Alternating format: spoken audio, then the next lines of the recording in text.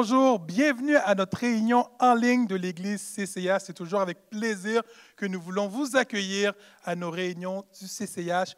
Aujourd'hui, nous aurons Pasteur Laurent qui nous apportera le message. Et juste avant, je voudrais prendre ce temps pour vous dire que si vous êtes intéressé à assister à nos réunions en présentiel, oui, nous avons recommencé nos réunions en présentiel, vous êtes la bienvenue. Donc, juste à vous présenter, même devant la porte, vous pouvez vous inscrire à l'avance si vous voulez, mais vous pouvez venir sur place, juste donner votre nom et nous prenons les inscriptions sur place. Nous avons beaucoup de place pour vous accueillir. Et comme à tous les semaines, nous voulons aussi prendre le temps de remercier tous ceux qui contribuent au ministère du CCH avec vos donations. Et si vous êtes intéressé à faire un don pour l'Église, pour le ministère de l'Église CCH, on vous demande juste de nous écrire à l'adresse courriel qui va apparaître au bas de l'écran afin qu'on puisse vous donner toutes les informations nécessaires afin de contribuer à l'avancement du ministère de l'Église CCH. Donc, sur ce, passez une bonne réunion et bonne prédication avec notre pasteur Laurent. Je veux prendre le temps, avant de commencer, de souhaiter la bienvenue à tous ceux et celles qui nous regardent via la réunion en ligne. Vous êtes nombreux à nous écouter et ça fait vraiment chaud à notre cœur et on veut vraiment vous accueillir pleinement. Alors, soyez les bienvenus. J'espère que vous avez passé, on a eu comme 2 semaines de pause et moi, en tout cas, je me suis reposé. Ça a fait du bien, c'est important le repos, n'est-ce pas? Oui, on a besoin de repos parce qu'on est des machines qui s'usent. Et donc, il faut apprendre à se ravitailler, et autant physiquement, spirituellement, dans tous les sens, émotionnellement également. Alors, je vous dirais que ça a fait du bien, les vacances. Et ce matin, sincèrement, j'ai besoin de vous pour pouvoir amener ce message que j'ai pour vous. C'est une nouvelle série, je commence une mini-série, 2 messages. Je vais dire une série, 2 messages, c'est peu. Mais vous allez comprendre pourquoi, parce que ce sont 2 messages extrêmement importants, que je ne peux pas greffer ça à quoi que ce soit d'autre, parce que c'est spécifique, c'est très particulier. Et cette série, je l'ai intitulée « La beauté continue de la grâce de Dieu ». Et vous savez, des fois, on a besoin de se sentir ensemble lorsqu'on parle de quelque chose qui nous rejoint à tous. C'est-à-dire qu'on a besoin d'être sincère, d'être honnête, d'être authentique, tous et chacun, concernant des vérités, des valeurs que Dieu a octroyées, que Dieu a déposées devant nos vies. Et parfois, il faut se l'avouer, il y a des vérités qui ne sont pas toujours si évidentes à mettre en pratique. Il y a des vérités peut-être que l'on ne saisit pas totalement, tout ce que Dieu veut dire à travers certaines choses. Et ce matin, je considère que je vais partager quelque chose, que ça prend vraiment une ouverture de cœur pour une compréhension. Je dirais, peut-être pour certaines personnes, une compréhension renouvelée et pour d'autres, une compréhension nouvelle. Vous savez que je parle beaucoup de la grâce de Dieu et je vais continuer de parler de la grâce de Dieu beaucoup parce que je réalise que tout est là-dedans. Tout est à l'intérieur de la grâce de Dieu. Notre croissance spirituelle se trouve à être à l'intérieur de la grâce de Dieu. Lorsqu'on sert le Seigneur, on le sert parce que l'on va puiser dans la grâce de Dieu. Amen? On témoigne par la grâce de Dieu. On grandit avec le Seigneur par la grâce de Dieu et on reçoit même des révélations de son cœur à travers sa grâce. Il n'y a rien, chers amis, je ne sais pas si vous êtes d'accord avec ça, peut-être ça va être un choc pour certaines personnes, je ne sais pas comment vous avez été éduqués spirituellement, mais ce que je réalise, ce que j'ai envie de dire avec une pleine assurance, c'est que nous ne méritons rien. Nous ne méritons rien. Amen? Et parce que nous ne méritons rien, nous pouvons tout vivre. Et c'est là tout le sens du message. Le titre de ce message ce matin s'intitule « Un engagement réaffirmé et ravivé ». Est-ce que vous saviez qu'en Jésus-Christ, notre engagement a toujours le potentiel d'être ravivé? Toujours lorsqu'on parle, « j'aimerais ça être plus en feu pour le Seigneur », mais tout a été donné, tout a été offert pour que tu continues chaque jour de ta vie avec le Seigneur en feu pour lui. Tout. Et il y a 3 passages que j'aimerais prendre ce matin et on va les étudier ensemble.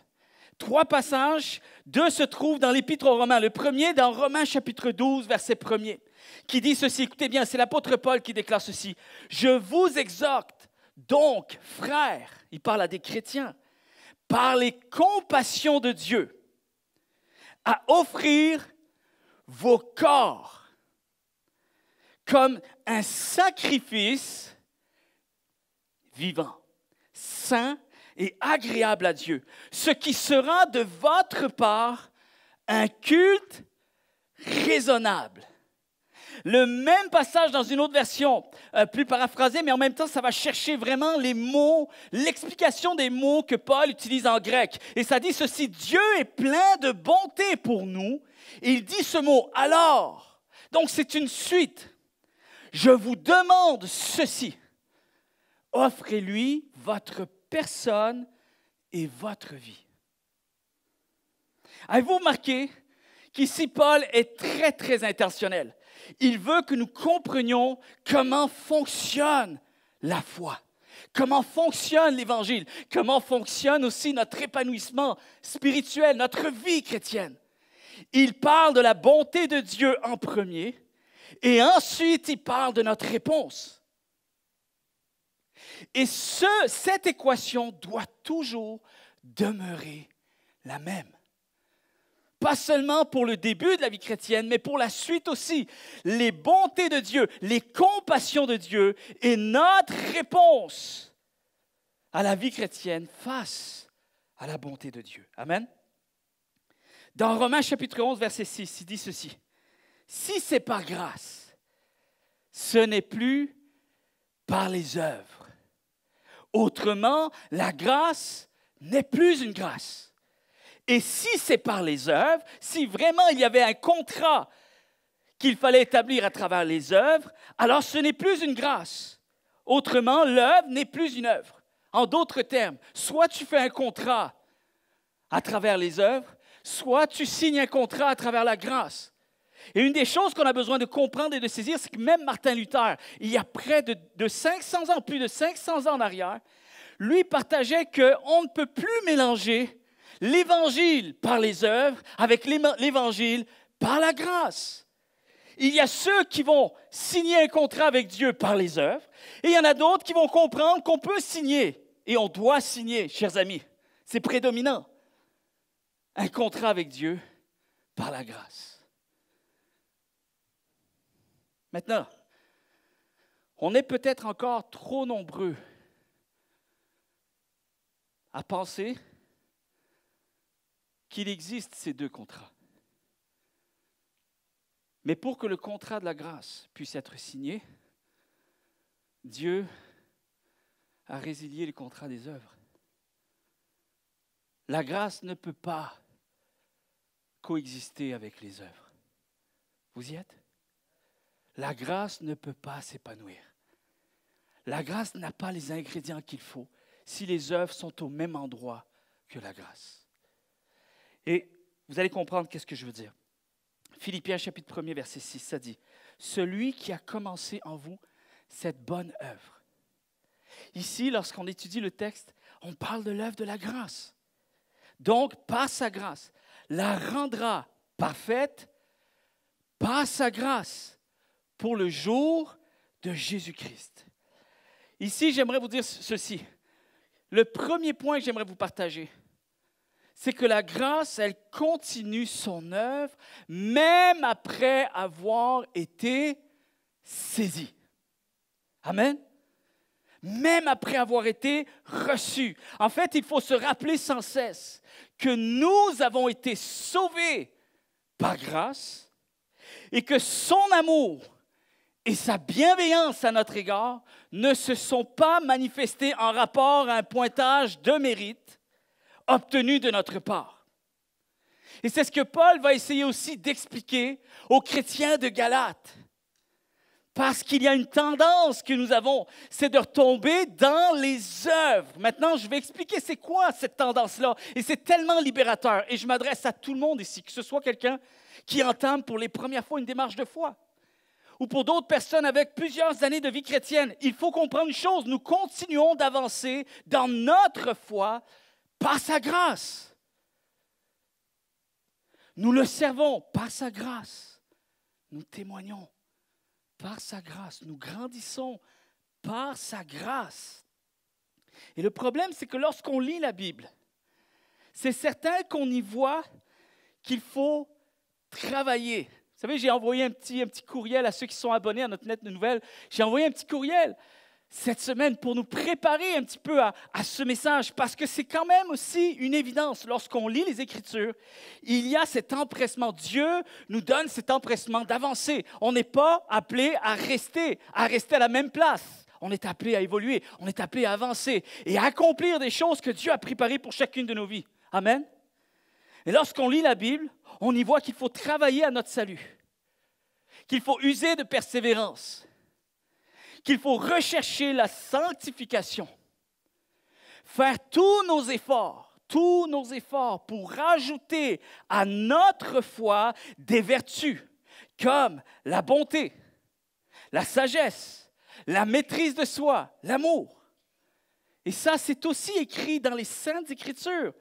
Et pas seulement dans l'Ancien Testament, mais encore dans le Nouveau Testament. Donc Jésus a continué à partager cet enseignement. L'apôtre Paul nous partage cet enseignement. Mais comment saisir cet enseignement? Comment je peux saisir cet empressement, cet engagement-là que je suis appelé à déployer, tout en demeurant dans la grâce de Dieu? Ça, c'est la grande question que l'on continue à se poser. Parce que la Bible regorge d'exhortations à faire des œuvres bonnes et à s'exercer à la croissance spirituelle. Vous êtes d'accord? Et tout en sachant cela, voici là où il faut apprendre à lutter. Il faut apprendre à lutter avec cette tendance légaliste. C'est le légalisme qui est dangereux parce qu'il vient en nous. Il y a une tendance en nous du légalisme qui essaye de se frayer toujours un chemin. Cette tendance-là, vous savez ce que c'est? C'est celle qui suppose que les résultats obtenus dans ces domaines que je viens de citer nous accorderont plus de bénédictions ou plus d'approbation de la part de Dieu. En d'autres termes, on pense que maintenant il faut accomplir des choses pour gagner notre progression avec Dieu. Ça, c'est comme si Dieu a dit, OK, on construit un pont ensemble. Je fais la moitié, tu fais l'autre moitié. Je fais le début, tu fais la fin. Et ça, c'est une erreur. Mais là, peut-être on est là, oh ben oui, mais il ne faut pas penser comme ça. Oui, mais on pense tous comme ça. Pourquoi? Parce que peut-être aujourd'hui, tu dis, moi, je ne pense pas comme ça, mais tes actions vont vers là. Tes réactions vont vers là. Tes sentiments sont comme ça. Même ton jugement à l'égard des autres est comme ça. On continue à rester dans un code de pointage. On pense qu'on est toujours baigné dans un code de pointage, comme si nous étions aux Jeux olympiques. Qui va avoir la médaille d'or? Et on pense que c'est comme ça. Et j'aimerais vous dire que ce n'est pas comme ça. Ça l'est sans l'être. Ça se dit comme ça, mais ça ne l'est pas. Et je veux vraiment être ensemble ce matin pour que nous saisissions. Comment on peut pallier la grâce infinie de Dieu avec la nécessité de grandir? Avez-vous remarqué? Je reçois quelque chose de gratuit et en même temps, j'ai ce sentiment que maintenant, il faut que tu grandisses. Comment je pallie ces deux choses-là? Souvent, pendant des années, pendant ma marche de vie chrétienne quand j'étais plus jeune, j'étais toujours tiraillé entre les deux. Soit j'allais d'un bord, soit j'allais de l'autre bord. Mais je n'arrivais pas à joindre les deux. Et je remercie Dieu pour les 10 dernières années, où il y a un moment où, et je rends grâce à Dieu, où Dieu te touche. Dieu te révèle son cœur. Et je vous dis sincèrement, cherchez parce que Dieu se révèle à ceux qui le cherchent. Et aujourd'hui, je suis prêt à enseigner cette grâce. Pendant les 10 dernières années, j'ai pris le temps de l'expérimenter, de m'assurer que, est-ce que je comprends bien le cœur de Dieu? Est-ce qu'il s'agit de ça? Et après 10 ans, je sens que Dieu m'appointe avec une mission, de partager à son peuple comment on entre et on vit notre vie chrétienne à travers la grâce infinie de Dieu. Comment pallier la grâce infinie de Dieu avec la nécessité de grandir spirituellement, avec la nécessité d'avoir un avancement, l'avancement de notre marche chrétienne et aussi de l'accomplissement des œuvres de la foi. Parce que Dieu dit clairement qu'il y a des œuvres préparées d'avance pour tous ceux et celles qui sont maintenant en Jésus-Christ. Il y a les œuvres de la foi que nous devons aller rejoindre. Alors, comment parvenir à l'obéissance de la foi tout en demeurant libéré de la tyrannie des résultats? De la tyrannie des résultats face aux œuvres que Dieu veut nous voir accomplir en son nom. Avez-vous remarqué la complexité de cette phrase? La tyrannie, comment être libéré de la tyrannie des résultats face aux œuvres que Dieu pourtant veut vraiment nous voir accomplir? C'est beaucoup d'affaires en même temps. Vous ne trouvez pas? La réponse, elle se trouve dans la beauté continue de l'Évangile. La beauté continue de l'Évangile. La vie chrétienne, chers amis, ce n'est certainement pas d'ajouter le légalisme à la grâce. Est-ce qu'on est d'accord avec ça? Mais plutôt de se laisser saisir davantage, de plus en plus, par la générosité souveraine et illimitée de la grâce de Dieu. Là se trouve la réponse. Et je vais vous dire une phrase, et vous allez voir, il y a quelque chose qui cloche. Ça manque de sens. Il manque quelque chose. Il y a quelque chose qui ça s'emboîte pas. Ça sonne faux, ça distorsionne. Écoutez bien, imaginez que c'est ça le plan de Dieu. La grâce de Dieu nous sauve du châtiment de nos péchés, du châtiment de nos fautes, pour ensuite nous abandonner à nos propres efforts pour croître spirituellement. Ça ne ferait aucun sens. Si j'avais même pas l'idée de suivre Dieu et que c'est par sa grâce, lui qui est venu me chercher, qui a choisi de faire le premier pas, j'ai même pas envie de le suivre. Comment tu veux que je m'organise pour la suite? C'est pour ça que John Newton, quand il a écrit son célèbre cantique, « Grâce infinie », qu'il déclare, il a saisi parfaitement cette vérité de l'œuvre permanente de la grâce de Dieu dans notre vie. Parce qu'il a écrit ceci, « Sa grâce m'a conduit jusqu'ici et sa grâce m'amènera jusqu'à chez lui. » Cette même grâce qui a fait que tout a pu commencer, c'est cette grâce qui va faire en sorte que tout va pouvoir finir dans la joie. Amen. Dans le triomphe.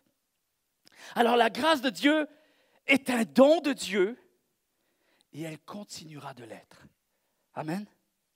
Et nous devons absolument saisir que la grâce ne compense pas uniquement à nos manquements. Ça, c'est comme si Dieu nous offre son verre d'eau, mais à côté d'une autre. Non! Ça ne marche pas comme ça. Les derniers messages, pour ceux qui étaient peut-être absents, je vous encourage à écouter les derniers messages avant les congés. Mais j'ai parlé de cette grâce qui continue à être grâce sur grâce. Vous vous souvenez? Une vague, elle arrive, elle s'en va, une autre vague arrive. Et ça, c'est la marche de la vie chrétienne. En d'autres termes, il n'y a pas deux verres, il n'y a qu'un seul verre. C'est toujours mon récipient qui est ici. Mais Dieu a décidé de verser son eau vive dans mon verre de souillure. Et à force que son eau se remplit, la souillure disparaît. Maintenant, la beauté des choses, c'est que la fontaine ne s'éteint pas. Ce n'est pas juste qu'il m'a donné le verre d'eau pour ce qu'il faut pour commencer maintenant. Débrouille-toi avec ce verre jusqu'à la fin de tes jours. Non, ce n'est pas ça. C'est que la source continue de jaillir. Et on ne va jamais plus loin que ce que l'on croit, chers amis. Combien le savent? Le problème, c'est toujours nos conceptions. Est-ce qu'on comprend la grâce de Dieu? Ce n'est pas toujours de dire, est-ce que j'ai saisi la grâce de Dieu? Est-ce qu'elle m'a touché? Mais est-ce qu'on la comprend de mieux en mieux, de plus en plus profondément? Car là est vraiment la clé de notre épanouissement en Jésus-Christ, lorsque Dieu a érigé le pont entre sa justice vers la nôtre, il l'a construit d'un bord à l'autre. Et il faut comprendre ici que notre justice n'a pas été prise en compte pour aucune distance que ce soit. Il a construit le pont dans sa totalité. Nous n'avons pas été rachetés à moitié. Nous avons été rachetés totalement. Tout, pleinement. Tout est accompli. C'est pour ça que maintenant, Jésus peut dire, tout est possible à celui qui croit. Tout. Ça, c'est comme cette fameuse parabole des ouvriers que j'ai parlé encore dans les derniers messages. La réalité, c'est que Dieu nous a donné le salaire d'une journée entière de travail à nous qui n'avons travaillé qu'une heure seulement, la dernière heure. Voyez-vous, tous ces exemples sont là pour nous montrer qu'il a fait l'œuvre au complet. Il a fait tout ce qu'il y avait à faire. Alors, chers amis, nous ne servons pas Dieu pour gagner son approbation. On est d'accord avec ça? Est-ce qu'on peut être libéré de ça? Que ce n'est pas la nature, de la motivation que Dieu veut voir en nous. C'est toujours une question de motivation. Pourquoi je fais les choses? Et est-ce que je comprends pourquoi je fais ces choses? Nous ne servons pas Dieu pour obtenir plus de son approbation ou ses récompenses ou plus de bénédictions avec justement ce système de raisonnement de mérite. Non. Jésus-Christ l'a déjà obtenu pour nous. Amen. Vous savez, moi je suis encore à l'université en théologie et je vais l'être jusqu'à la fin de mes jours. Je le souhaite. Je suis passionné d'en apprendre plus sur les Saintes Écritures. Et il y a une fois où j'ai fait mon examen. Tu sais, on t'ouvre une session en ligne. Tu fais ton examen, mais tu as le compte à rebours. Tu sais, à côté, ça, c'est super stressant. Puis là, tu vois les questions quand même des fois compliquées, tout ça. Puis là, je réponds. Et je termine l'examen. J'ai comme un sentiment, OK, c'est terminé, mais je ne suis pas très satisfait. Et là, j'appelle le doyen académique, j'essaie de voir si je peux user un peu. Tu sais, des fois, les gens me connaissent un peu, je dis, peut-être qu'ils vont être indulgents envers moi. Et je demande un bonus de plus. Est-ce que je peux retourner dans la session juste une petite heure? Je n'ai pas très, très bien répondu. Et le doyen, qui me connaît très bien, le doyen, il me dit, non, session fermée, terminée. L'examen est fini. Le test est terminé. Tu ne peux plus rien faire. Tu ne peux plus rien y toucher. Chers amis, il y a des gens qui voient la vie chrétienne encore comme étant un test. Et pourtant, Jésus a dit, mais le test, il est fermé depuis bien longtemps. Je ne fais plus passer d'examen à qui que ce soit. Puis la beauté des choses, c'est que Jésus a répondu aux questions à notre place. Fait que si tu as eu 100%, qu'est-ce que tu veux aller essayer de faire pour avoir plus de points? Tu ne peux pas. Tu ne peux pas avoir plus que 100%. Donc, ce sont des efforts inutiles. Je vous dirais même que ce sont des efforts qui peuvent nous décourager et nous faire perdre conscience de la vraie nature de Jésus-Christ à notre égard. Est-ce que vous êtes là ce matin? C'est hyper important ce que j'explique. Et je souhaite que vraiment le Saint-Esprit touche votre cœur ce matin. Parce que moi, je peux juste être un écho, mais j'ai vraiment prié pour que ce matin, ça soit Dieu qui touche votre cœur. Maintenant, écoutez bien ceci. La grâce par laquelle nous vivons la vie chrétienne, c'est la même que celle qui s'est manifestée pour notre salut. C'est la même. Le salut, vous l'avez reçu par mérite? Non, par grâce. Alors ta croissance spirituelle, cesse de regarder à toi. Regarde à lui. Continue de regarder à lui.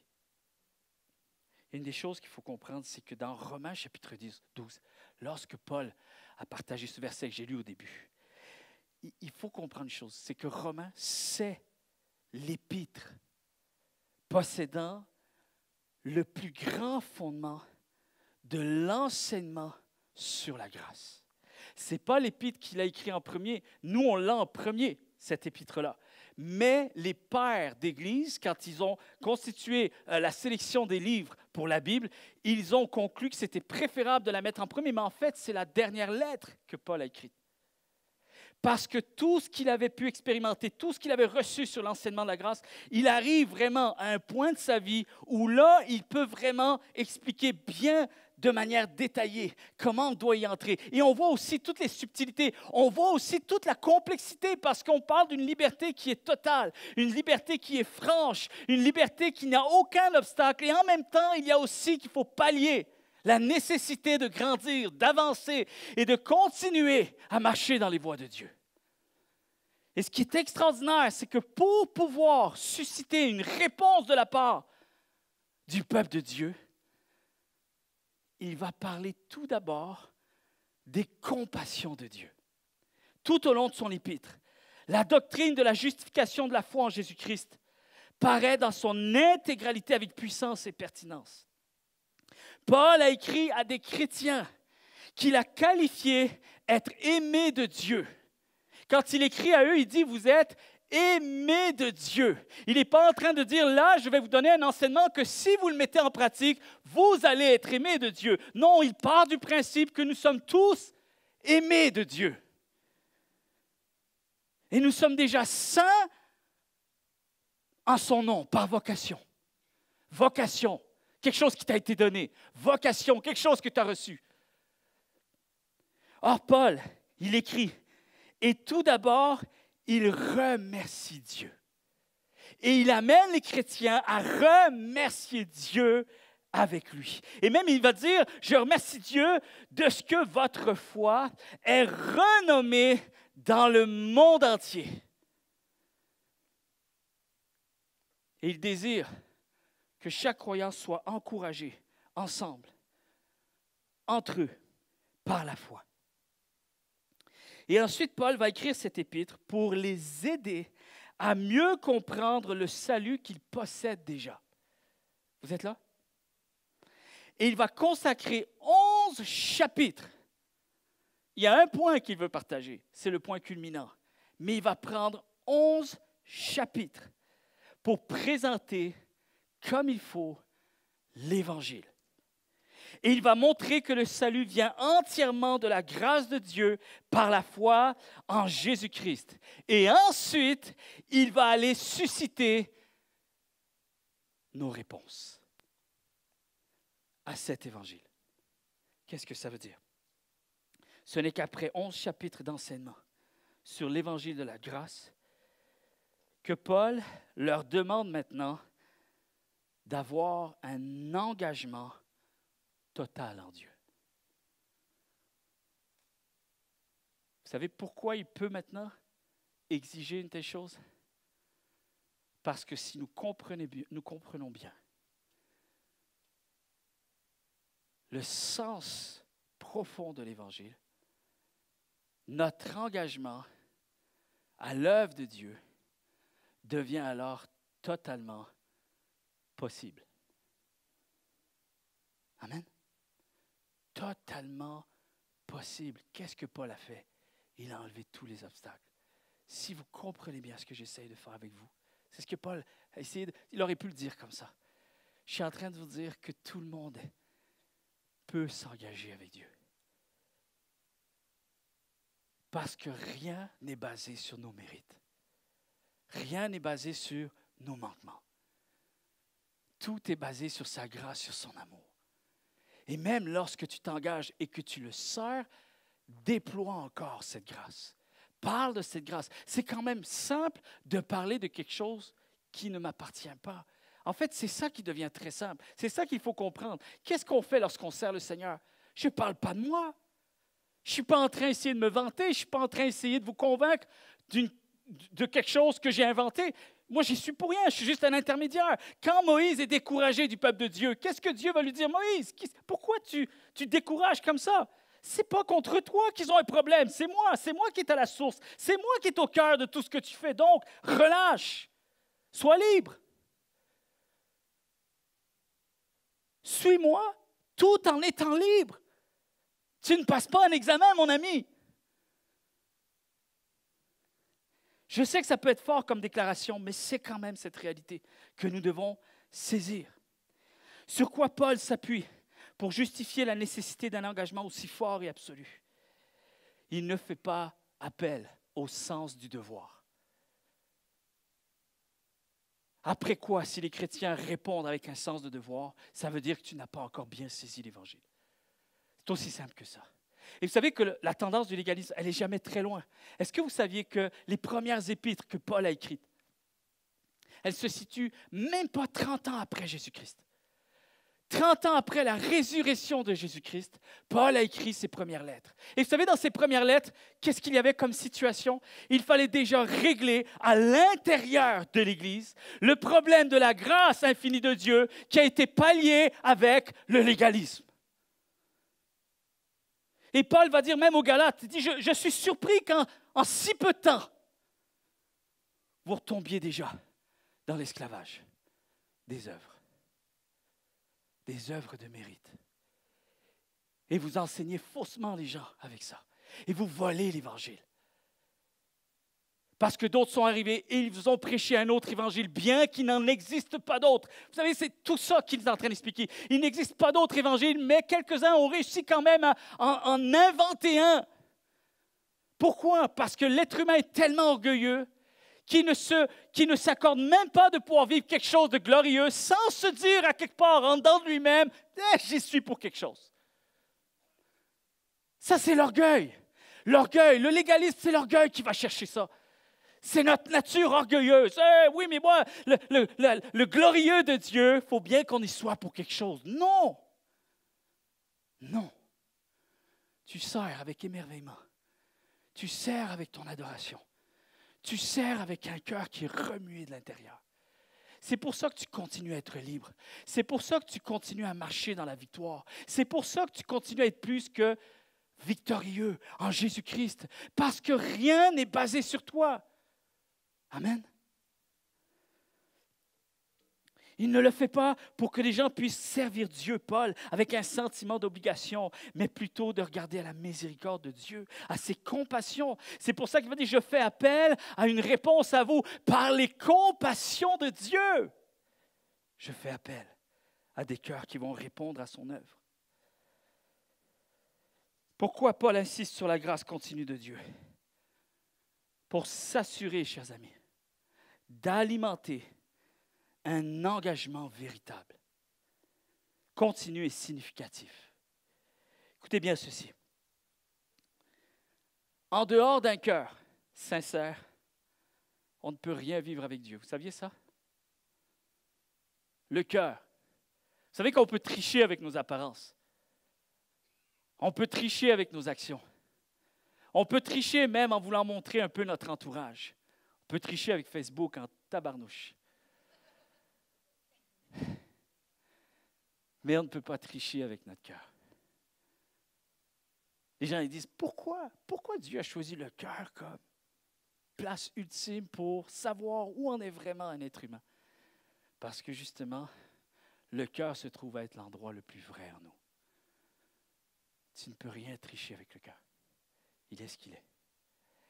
Alors, il faut vivre la foi avec un cœur sincère.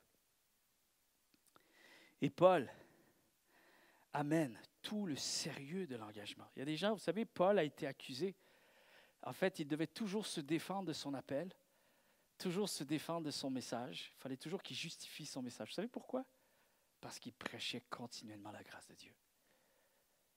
Et pourquoi il fallait qu'il se justifie? Parce que les autres disaient, à le laisser continuer comme ça, les gens vont en abuser. Et finalement, l'Église, les gens avaient peur que l'Église devienne un peu fade, peu profonde, que les gens abusent de la grâce de Dieu. Et en d'autres termes, on se retrouve avec une Église diluée, des gens qui sont moins sérieux. Et finalement, c'est tout le contraire, chers amis. C'est tout le contraire qui se produit. Parce que c'est tellement intelligemment fait. Moi, je réalise toute la sagesse de Dieu à travers l'Évangile. L'Évangile est une pure folie, c'est ce que la Bible dit. Mais en même temps, c'est une grande sagesse. Parce que ça vient tout régler, tout ce que la sagesse humaine n'a pas pu réussir à régler par elle-même. Et c'est ça qui est incroyable, parce que ça amène tout le sérieux de notre engagement. Imagine que tu es totalement libre de pouvoir faire ce que tu veux. J'aimerais te dire que tes actions vont révéler ton cœur. C'est comme un test. Tu parles de quelqu'un en sa présence. Et tu parles de cette même personne lorsqu'elle n'est pas là. Tu parles à d'autres personnes de cette personne quand elle n'est pas là. en son absence, c'est encore plus révélateur ce que tu penses de cette personne, plutôt que quand elle est présente. Est-ce que vous êtes là? Parce que tu n'as pas cette pression de devoir faire quoi que ce soit. Tu n'es pas regardé. Tu n'es pas obligé. Tu es libre de dire ce que tu veux. Lorsque tu es libre de faire ce que tu veux, tout devient vrai. Amen? Tout devient vrai. Alors c'est pour ça que Paul va dire, chers amis, maintenant, c'est par notre vie entière que l'on suit le Seigneur. Parce que c'est par notre cœur le plus sincère.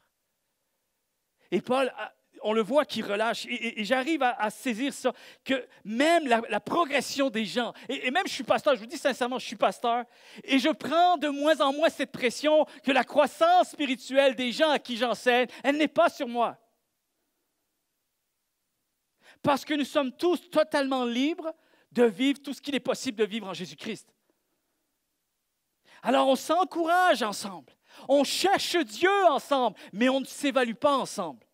On n'est pas en train de donner des points de mérite à quelqu'un, des points de démérite. On n'est pas en train de se juger les uns les autres. Au contraire, l'enseignement, c'est cessez de vous juger les uns les autres, supportez-vous ensemble parce que vous êtes tous dans le même bateau. Vous êtes tous libérés de l'examen. Alors, ce qui nous reste à faire, c'est de s'encourager et à se réjouir ensemble de ce que le Seigneur est pour nous. Amen. Et je trouve que finalement, tout devient très simple. Et c'est là que je comprends des fois je prêche des choses, puis je dis, Seigneur, avant de prêcher, je dis, Seigneur, ça me prend la foi pour prêcher ce message-là. Parce que c'est tellement simple que ça me prend de la foi pour croire que les gens vont croire. Parce qu'il n'y a pas grand-chose à faire pour croire.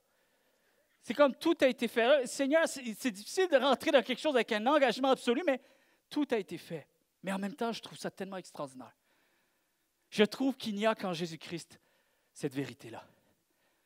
Toutes les autres affaires que l'on peut rencontrer dans le monde, qui est inventée par quoi que ce soit, par quelqu'un d'autre, il y a toujours quelque chose que je dois faire pour influencer le résultat. Il n'y a qu'en Jésus-Christ où c'est totalement libre. C'est la vérité qui vous affranchira. Amen. Tout est possible maintenant à celui qui croit. Tu crois? Crois seulement et tu vivras. Crois seulement et tu verras. Crois seulement. Maintenant, j'aimerais vous dire, crois seulement et tu avanceras. J'ai aucun doute que tu vas avancer. Si tu saisis réellement l'Évangile comme je l'ai saisi, tu vas avancer. Tu vas avancer avec toujours une perception que ça pourrait être mieux, bien sûr. Mais tu sais que tu es libéré de toute conséquence de ça. Pourquoi? Parce que tu continues à l'épuiser dans la grâce de Dieu. Quand tu tombes, tu vas vers celui qui t'a racheté une toute première fois et il continue d'être avec toi. Amen. C'est beaucoup plus simple. Et quand je parle de ça, j'aime bien m'en référer à la lettre au Philémon. L'épître à Philémon. Connaissez cette épître? Un seul chapitre. Et tout l'Évangile est résumé. Je vais vous dire un peu le contexte. Paul écrit à Philémon pour lui demander de prendre soin d'une personne qui s'appelle Onésime. Right? Moi, j'ai un ami, son oiseau, il s'appelle Philémon. À chaque fois que je vais chez lui, je l'appelle Onésime. Je ne sais pas pourquoi. Je dis, mais il s'appelle Philémon.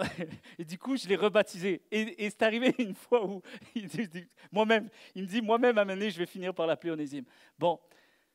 Et Onésime, c'est quelqu'un qui est esclave, qui était l'esclave de Philémon. Et on n'a pas tous les détails, mais en tout cas, il y a eu quelque chose qui fait en sorte que Onésime, il a fui. Et il a manqué à son devoir d'esclavage. Bon, à l'époque, c'était très différent de ce qu'on a aujourd'hui et tout ça. Mais bref, donc un esclave était redevable à son maître et finalement, il est sorti de cette tutelle-là et tout ça. Et il y a quelque chose d'assez saisissant, c'est parce que Philémon, lui, ne sait pas ce que Onésime est devenu. Et Paul va lui écrire une lettre pour lui dire, « Te souviens-tu d'Onésime? Il m'a accompagné. » Il lui donne des nouvelles. Il dit, « Ce n'est plus le même homme que tu as connu avant. » Vous êtes là? C'est plus le vieux gars en arrière, le vieil homme que tu as connu. Ça en est à nouveau. Et il va lui dire ceci, écoutez bien. J'ai quelque chose à te demander. Imaginez que c'est Dieu. Paul, c'est Dieu. Et Philémon, c'est nous. Et Paul va charger Philémon d'une mission, de prendre soin d'Onésime, de l'accueillir et de le recevoir. Et Onésime, vous savez, c'est quoi que ça représente? Ça représente la foi, la vie chrétienne, les responsabilités qui viennent avec la foi, l'obéissance de la foi. Les choses que Dieu nous demande font partie de ces choses-là. Écoutez bien. Philémon, j'ai quelque chose à te demander. Et sache, écoutez bien, c'est incroyable. Au verset 8, il dit, sache que je suis conscient que j'ai toute l'autorité pour te dire ce que tu dois faire. Ça va? Jusque-là? Est-ce que vous pensez que Dieu a toute l'autorité d'exiger quoi que ce soit de nous? Est-ce que vous croyez que Dieu est souverain? Que nous respirons, c'est grâce à lui? Que mes jours sont comptés, lui seul le sait? Est-ce que vous savez que si Dieu décide que je ne respire plus en ce moment, je ne respirerai plus? Il a tous les pouvoirs. Et voici ce que Paul, parce qu'il a une autorité sur Philémon, il est au-dessus de Philémon dans son statut. Il va dire, j'ai toute l'autorité de te dire ce que tu dois faire. Et pourtant, verset 9, écoutez bien, je préfère, j'aime mieux te présenter cette demande au nom de l'amour. Au nom de l'amour, écoutez bien. Je ne veux pas t'obliger, au verset 14, je ne veux pas t'obliger à faire cette bonne action. Je préfère que tu le fasses librement.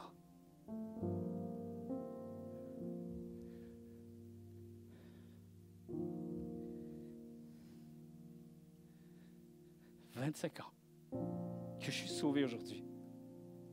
Et c'est comme si ça s'était produit hier. Parce qu'à tous les jours, j'entends cette phrase. C'est une autre journée de plus, Laurent. On va la vivre ensemble. Mais je refuse que tu la vives pour moi sur la base de l'obligation. Je veux que tu recommences ta journée avec un cœur libre. Prêche mon évangile librement. Je ne te fais passer aucun test. Je sais que c'est difficile. Je sais tellement que c'est difficile que je suis venu te sauver. Réponds à tes responsabilités librement, du mieux que tu peux. Et reviens me voir à chaque fois que ça sera difficile. Comment est-ce impossible, l'Église? C'est pas possible que ça soit pas possible. L'Église devient possible. Une Église glorieuse, elle devient possible. Par cette grande vérité. Comment on peut refuser d'entrer dans la vie chrétienne? Comment on peut perdre la joie de continuer à marcher pour le Seigneur? Comment? Comment est-ce possible?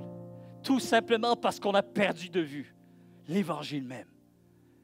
Je l'ai perdu de vue. Je m'en suis éloigné. Et je suis tombé dans cette tendance légaliste.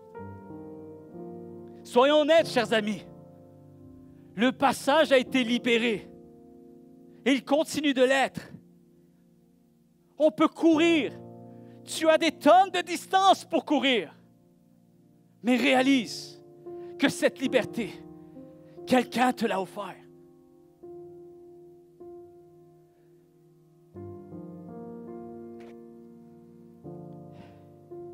Je redis encore ce témoignage de quelqu'un qui était allé voir le fameux évangéliste Billy Graham. Quelqu'un qui manquait de joie, qui avait perdu sa joie, qui était si malheureux que Billy Graham a été interpellé, est allé parler à cette personne. Qu'est-ce qui se passe? Et à sa grande surprise, il lui fait savoir, je suis malheureux. Et il dit, je crois que je suis malheureux depuis que je suis chrétien. Vous vous souvenez de cette histoire? Je suis plus malheureux aujourd'hui en étant chrétien qu'avant.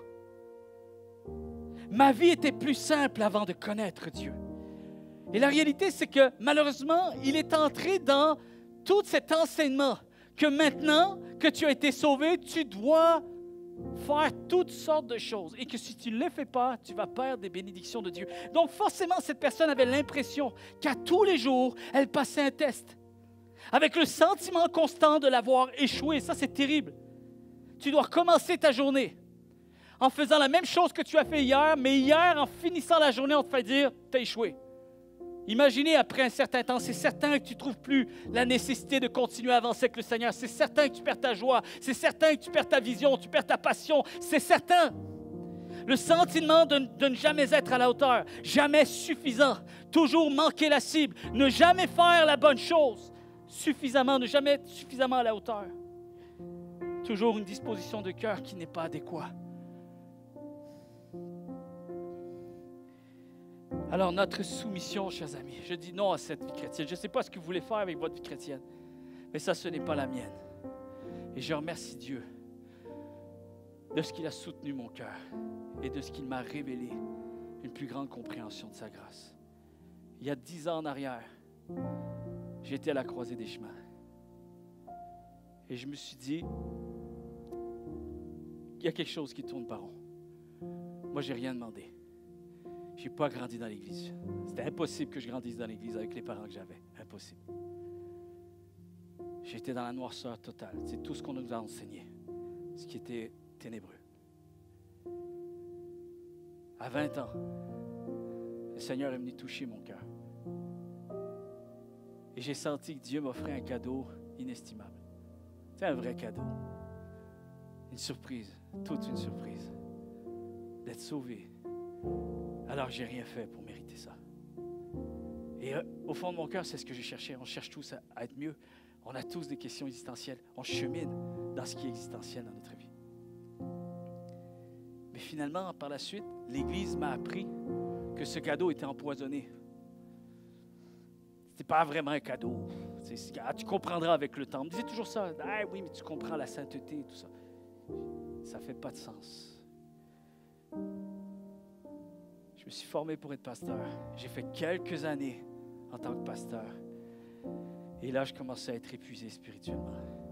Et j'ai dit, game over, stop. On arrête ça. On ferme boutique et on fait le point. Parce qu'il y avait des choses que je ne comprenais pas. Je lisais ce livre et j'essayais de le cadrer avec l'enseignement qu'on me donnait. Je dis, ça ne cadre pas. Tout est ouvert, puis dès que je sors de ce livre, tout se restreint. Où est la pogne? Qu'est-ce que je dois comprendre? J'ai commencé à remettre en question ma théologie. Vraiment. Avec courage. Je me suis dit, Seigneur, si je me remettais à ne plus croire en toi, que je repartais à zéro. J'ai pris les Saintes Écritures. J'ai dit, Seigneur, je vais cheminer avec ce que toi, tu diras à travers ta parole. Mon propre cheminement. Je vais laisser la culture d'Église, tout ce qu'on m'a appris jusqu'à maintenant. Et j'ai compris l'Évangile. Et j'ai choisi à ce que cet Évangile demeure continuellement dans ma vie. Vous pouvez parler à mon épouse, vous pouvez parler à mes enfants, vous pouvez parler à des amis proches. Ils vont même vous dire, certains me disent, comment tu fais pour être pasteur? Comment tu fais pour avoir envie d'être pasteur? Je dis, je suis un pasteur libre. Je suis un papa libre. Je suis un époux libre. Je suis un enfant de Dieu libre. Amen. Notre soumission à l'autorité de Jésus-Christ. On va y répondre. Il faut répondre. Il faut se soumettre à Dieu. Amen. Mon fils est venu me voir, je vous l'ai dit, là je vous raconte encore des choses que j'ai parlé peut-être il n'y a pas longtemps encore. Mais c'est pas grave, c'est tellement bon, je vais vous le dire. Ce matin, c'était la question du jour dans la voiture. Puis mon fils est revenu encore avec ça. Qu'est-ce qu'il faut que je fasse pour donner ma dîme à l'église? C'est incroyable, je ne parle même pas de la dîme à l'église. Je ne parle pas de dîme à l'église, sincèrement, je ne parle pas. Je ne dis pas, hey, il faut donner de l'argent. On ne fait jamais ça. Mais mon fils, il a ce truc qu'il ressent qu'il faut qu'il redonne quelque chose au Seigneur. Donc ça fait des bonnes discussions. Il me dit, papa, il faut que je donne ma dîme. Je dis, erreur, reviens me voir. La phrase n'a pas été bien dite. Est-ce que c'est correct? Il faut que je donne ma dîme. Je dis, erreur, je ne prends pas ta dîme. Je ne la veux pas, je ne veux rien savoir. Il capote, tout ça. Bref, on discute. Je dis, enlève, il faut. Change ça par autre chose. Et il me dit, je dis, pourquoi tu veux donner ta dîme? Et là, ça a été un choc pour lui. Il me dit, je sais que si je donne ma dîme, Dieu va me donner plus. C'est incroyable. Mais j'ai dit, tu as 14 ans, je t'ai jamais enseigné ça. Qui t'a enseigné ça? J'avais envie de faire la même lettre aux Galates. Qui vous a enseigné à vous retrouver là en si peu de temps? C'est pas possible. C'est dans notre nature. Tendance légaliste, c'est incroyable. Alors j'ai dit, pour ces 2 raisons, je refuse ta dîme. Excuse-moi, Lise, mais ça ne sera pas possible. Je refuse ta dîme. Et vous savez qu'ici, au CCH, on ne met aucune pression avec l'argent. Il n'y a pas à mettre de pression avec l'argent. Il n'y aura même pas de pression à mettre sur le fait que vous devez devenir quelqu'un d'autre. Parce que si vous le faites, ce n'est pas à moi que vous le faites. On laisse les gens vivre ce qu'ils ont à vivre avec Jésus-Christ. Moi, je vais octroyer l'Évangile du mieux que je peux. Je vais dispenser la grâce de Dieu. Je vais prêcher l'Évangile, comme Dieu me demande de le faire. Mais le résultat de ce que Dieu voudra produire en vous, c'est quelque chose qu'il faut que j'apprenne à relâcher. Est-ce que vous comprenez? Et mon fils, il revient me voir, il me dit, « Papa, je veux donner ma dîme. » Je dis, « Pourquoi? » Parce que j'aime Jésus. Je dis, « Ah là, tu peux donner ta dîme. » Là, ça marche. Là, on va la prendre. Bref. Et je lui ai expliqué que on ne donne jamais à contre-cœur. Jamais. C'est comme si tu ne donnais rien, donc garde ton argent. C'est pas ça qui impressionne le Seigneur. Ce que Dieu veut, c'est que tu continues à marcher librement en lui. Amen. Pourquoi c'est possible de se soumettre à Dieu totalement à l'autorité de Jésus-Christ? Pourquoi? Pourquoi? Parce que le passage est totalement libéré, chers amis. Amen. Vous savez, comment je fais pour me soumettre à Dieu et que je continue à m'engager, à avoir un engagement réaffirmé, ravivé continuellement? Ma soumission à l'autorité de Jésus-Christ, elle est là parce que je continue de m'émerveiller de qui est Dieu. Amen. Je me soumets en Dieu en ce que lui continue d'être pour moi. Amen. Il continue de libérer le passage. C'est pas merveilleux, ça? Il continue de m'aimer si profondément. Je me soumets à l'autorité de Christ en ce qu'il me pardonne continuellement.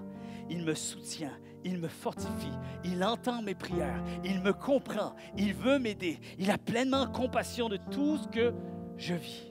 Il m'assiste. Vous savez, il y a un chant, c'était Luc Dumont qui a dit, « Il est facile de t'aimer. » C'est pour ça que je me soumets à Jésus-Christ, parce qu'il est facile de se soumettre à lui. Amen. Est-ce qu'on peut se lever tous ensemble? J'ai pris un petit peu plus de temps ce matin. Pour ceux qui sont en ligne, j'aimerais aussi que vous preniez le temps de saisir ces paroles ce matin. On va chanter un chant qui s'intitule « Fidèle, loyal ». Dieu est fidèle et loyal. Amen. Et alors que on saisit ce message ce matin, j'aimerais que l'on se place sincèrement devant lui. Et je vous dis sincèrement, il faut absolument écouter le deuxième message, celui de la semaine prochaine, qui va venir se greffer à celui-ci. L'un sans l'autre, il manque quelque chose. Mais ce matin, on veut juste réaliser que je suis appelé à répondre à l'Évangile librement. Amen. Alors que tout le monde a les yeux fermés en cet instant, qu'on puisse se placer devant Dieu et dire, Seigneur, je veux marcher dans tes voies, je veux entrer dans tes voies avec une plus grande compréhension de la grâce de Dieu. Seigneur, je réalise qu'en fait, j'ai tout ce qu'il faut, j'ai toutes les raisons de pouvoir répondre totalement à ce message, à ton appel dans ma vie, aux œuvres de la foi que tu as préparées d'avance pour ma vie, sans avoir peur de quoi que ce soit, sans avoir l'image que tu es un Dieu qui juge, qui me juge constamment, ou qui attend toujours que je fasse mieux. Seigneur, ce matin, je veux être libéré de cette tendance légaliste. Seigneur, ce matin, je veux être libéré de ce religieux qui est en moi. Et je veux être libéré de la nécessité ou le devoir des œuvres que je dois accomplir. Je veux laisser ça de côté. Seigneur, je veux signer pleinement le contrat de la grâce.